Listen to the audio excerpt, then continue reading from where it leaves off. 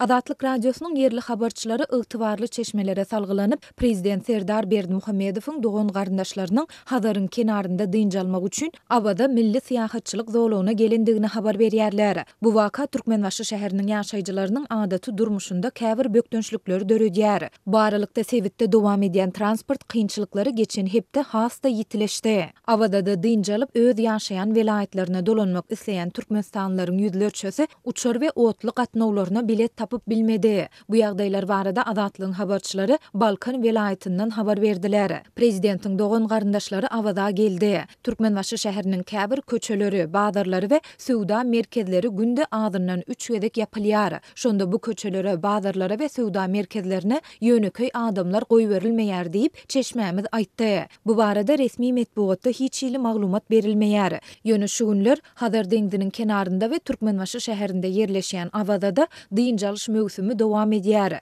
Türkmenistanda her ýylyň iýul we awgust aýlarynda döwlet başçynyň we onuň maşgalasynyň dogan garyndaşlarynyň awada dynjalýandygy barada Azatlygyň habarçylary mundan ozalky ýyllarda ençeme gerek habar berdiler. Görnüşinden bu tejribäni täze prezident hem dowam etdirýäni meňdeýär. Habarçylarymyz şäherde polisiýanyň gözegçiliginiň güýçlendirilendigini hem habar berýärler. Olaryň maglumatlaryna görä şenbe we ýekşenbe günleri ýagny 2-3 iýulda şäher polisiýasy myhmanhanalara goşadyrnak içinde ahlak terbiýeçilik reýtlerini geçirdi. Myhmanhanalarda 15 sany raýat bekanun jynsy gatnaşykda guman edilip saklandy diýip ýagdaýdan habarly ygtybarly çeşmämiz 4 iýulda gurrun berdi. Ýatlasak şeýle reýtler şu ýylyň aprel aýynda hem geçirilipdir. Şonda Türkmenbaşyda resmi nikasyz bile ýaşamakda guman edilen jüwütlere 10 000 manatdan başlanýan jerimeler töletdirilip administrativ temmi berilipdi. Şu günler Türkmenbaşyda maska dakynýan raýatlara gödekçilikler hem güýçlendirildi. Ulaglarda maska dakynýan raýatlara 50-100 manat aralygynda jerime salynýar. Şäher polisiýasy ulaglarda maska dakynmazlyk barada hem jar salýar. Bu aralykda Sewitde dowam edýän transport kynçylyklary geçen hepde hasta ýitileşdi. Abada da dynjalyp öz ýaşaýan velayetlerine dolanmak isleýän türkmenstanlaryň ýüzlerçesi uçar we otly gatnawlaryna bilet tapyp bilmedi. Covid çäklendirmeleri sebäpli soňky 2-3 ýylyň dowamyny deňiz syýahatyny küýsen köp raýat awaza geldi. Ýöne bu raýatlar ýyllaryna gitmekde kynçylyk çekýärler. Sebäbi Aşgabat Türkmenbaşy aralygynaky otly gatnawy hepde bir gün welaýatlara uçur gatnawy adamlaryň talabyny ödäp bilmeýär.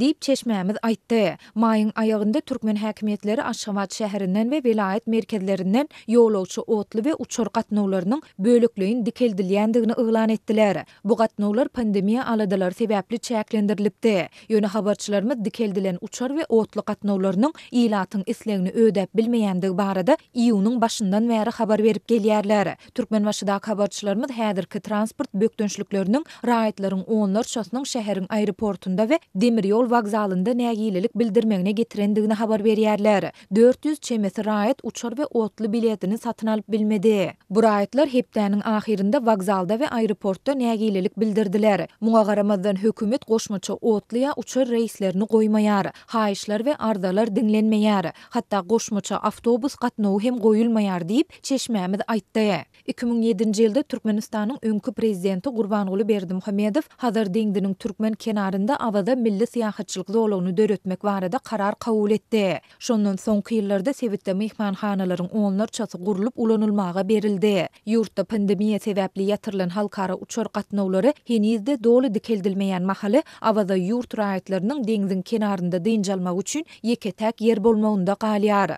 Habarçylarymyz transport kynçylyklarynyň otly we uçar biletleriniň satywynda korrupsiýanyň goşadyrnyň içinde gülläp ösmegine getirendigini hem habar berýärler.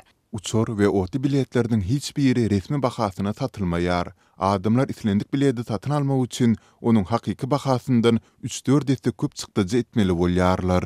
Diýip ýolagçylaryň biri anonimlik şertinde aýtdy. Sewitde uçar we otly biletleriniň gyçylygy hususy taksileriň bahasyny keýigin şahyna çykardy. Türkmenbaşy Aşgabat aralygy üçin taksi narhlarynyň bahasy 800 manatdan 1500 manata gymmatlady. Umuman taksi hem tapdyrmaýar. Otly ýol biletleri hem wagonun koridorlarynda, geçelgelerinde yatıp gitmek üçin her adamdan 1000 manat soraýarlar. Umuman bu ýerde oturup ýa yatıp gitmek üçin hem yer tapylmaýar. Tanyş tapan raýatlar ýük daşayan Kamaz kısımlı ulaglarda öz ýaşayan velayetlerine gaýdýarlar diýip ýolugçy belledi. Transporta gözegçilik edýän ýolbaşçylar nire seredýärkä, beýle korrupsiýa we uçar otly biletleriniň şeýle derejede gymmatlamagy Türkmenistanyň 30 ýyl garaşsyzlyk taryhynda görülip eşidilmändi diýip ol sözüne goşdy. Soňky aýlarda türkmen häkimetleri we döwlet media serişdeleri Abadada ýurt raýatlarynyň we daşary ýurtly myhmanlaryň dynjalmagy üçin ähli mümkinçilikleriň döredilendigini ýygy-ýygydan tekrarlaýarlar. Ýöne olar syýahatçylaryň ýüzbeýiz bolýan kynçylyklary barada hiç ýyly mesele gozamaýarlar.